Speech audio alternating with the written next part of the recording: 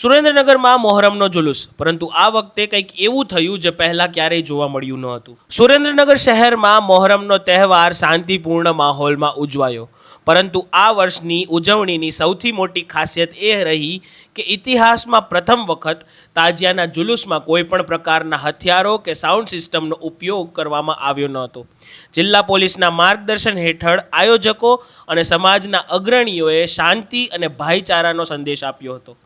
પોલીસની અપીલને માન આપીને તમામ આયોજકોએ નિયમોનું પાલન કર્યું અને કોઈ અનિચ્છનીય ઘટના બનવા દીધી નહીં. જુલુસ દરમિયાન જિલ્લા પોલીસ વડા અને અધિકારીઓ સતત સ્થળ પર હાજર રહ્યા હતા.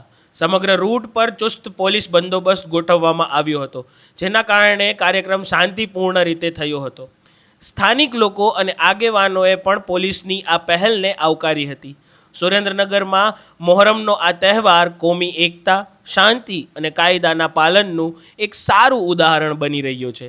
હવે સવાલ એ છે કે શું આવી શાંતિપૂર્ણ અને નિયમબદ્ધ ઉજવણી બીજા શહેરો માટે પણ એક ઉદાહરણ બની શકે છે? તમારું શું કહેવું છે આ વિશે એ અમને કમેન્ટ બોક્સમાં જરૂર જણાવજો. અને આવા જ વધુ અપડેટ માટે સ્વમાનની ચેનલને લાઇક, શેર અને સબસ્ક્રાઇબ કરવાનું ભૂલતા નહીં. નમસ્કાર.